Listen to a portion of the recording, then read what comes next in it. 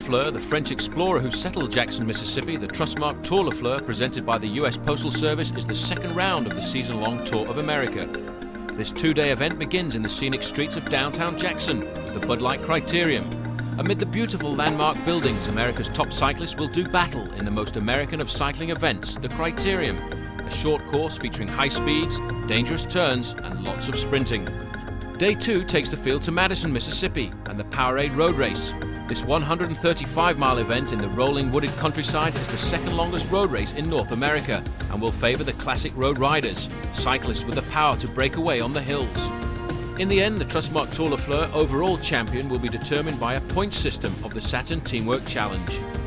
As always, the favorites are the crack aces of America's premier domestic program, the Saturn team, led by Norman Alvis. But hot on their heels will be the up-and-coming Mercury team, made up with two sprinters, Gord Fraser and Julian Dean, and road specialists John Peters and Thurlow Rogers. Today, it's the Trustmark Tour LeFleur, presented by the US Postal Service, the second round of the Tour of America.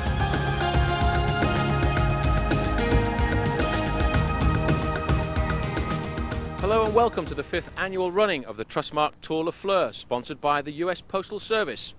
I'm Paul Schoen, alongside me, as always, Davis Finney, my co-commentator. And Davis, this event certainly brings out the rivalry between the US-based teams. It does, with Saturn and Mercury most especially prevalent at the top of the results chart this year. Mercury, a new team. Saturn, the old man on the block. They've had a bit of trouble this spring, and Mercury has really cleaned up. It is strange, though, because Mercury is a new team around. It's very difficult to bring a blend of riders together and have so much success so quickly. Well, you know, Mercury has been very smart in their acquisition of riders. They have two great veterans, Thurlow Rogers and Roy Nickman, men who I used to race against. They have a lot of experience. They have a few gray hairs, Thurlow more than a few. But they have some good, strong young riders, most especially Julian Dean and Gord Fraser. Now, both of those riders are committed, they're good sprinters, and they're hungry. And the great thing about the Tour LeFleur is the mix of racing, because there's a short, fast criterium circuit followed by a 135-mile road race. The 135-mile race is the second longest event in the United States through the season. Now, it's fairly early in the season, so we'll see who has the legs for the distance. Certainly will, but the action starts with a very fast and rapid criterium race around the streets of Jackson, Mississippi. All of the riders on the start line facing 55 laps and a 50-mile course here, and it's going to be a very difficult course as well. 8 laps and around about 1¼ hours of racing. The Mercury team with their top man, Julian Dean, the man who this year has really come on in leaps and bounds. Davis, this is a very difficult circuit for these riders to face, especially with the repetitive corners as we look here at Patrick Ike. Well, Paul, this is a classic American criterium circuit. Mike McCarthy there talking to the United States Postal Service representative. The Masters team here, the rest of the team in Europe. The strength of the United States Postal Service team is not always evident in America. To see them fully, you need to travel to the European arena, where most of the team and their energies are focused.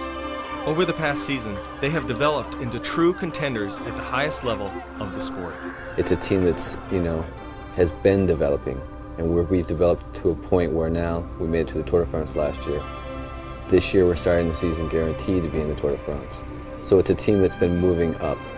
This spring, while riding well in the tough one-day events known as the Classics, the team has been tested by the recent absence of leader Lance Armstrong, whose return to racing after a successful fight against cancer is tentatively on hold, as he is currently home in Austin. What Lance went through was so tough, and no one knows except Lance.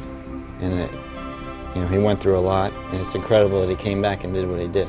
So I believe that he's already, had a successful comeback. Still, this team knows its strengths and is in gear, focused towards the top.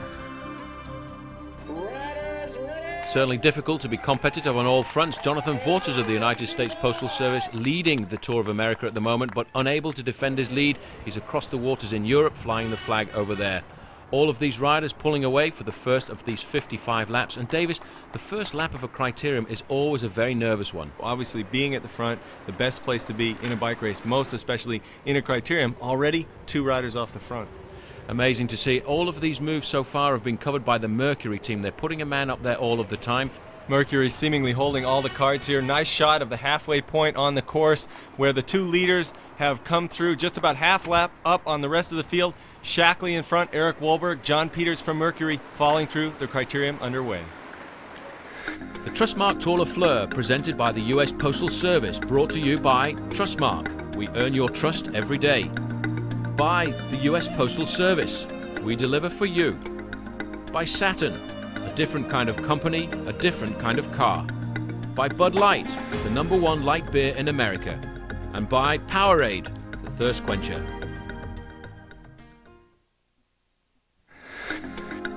Welcome back to the Trustmark Tour LeFleur, presented by the US Postal Service. And already the Bud Light criterium, 55 laps around Jackson underway, and straight away 2 leaders out ahead of the race. Those 2 leaders, Paul, being chased rather strongly by the Navigators squad up front. Many of the other teams there, but always the ever-present Mercury as they ride through downtown Jackson. Really a wonderful place for a bike race. Jackson, Mississippi. This race 5 years running, and the crowd really enjoying it. A lot of history here. Named for Andrew Jackson, the gentleman statesman soldier who became America's first populist president, Jackson is a beautiful city filled with history and potential. This is the state capital of Mississippi, and its downtown boasts a landmark historic district.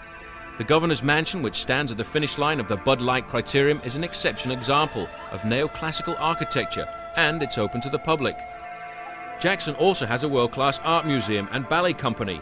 But Jackson isn't just about celebrating the past. The city, home to a burgeoning communications industry, is fast-growing and the economic engine that drives the region. And right in front of the governor's mansion here, they're handing out lemonade and cookies. This event, very popular, Paul. It's a fundraiser for the Blair Batson Hospital for Children. They've raised over $100,000 in the 5-year history of this event.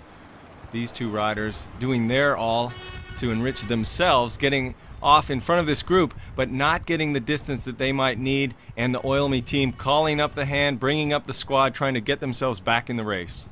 Also getting a lot of help from Team Saturn as well, always ready to come to the front and put the pressure on. In second position there, the former world champion Mike McCarthy, looking very comfortable indeed.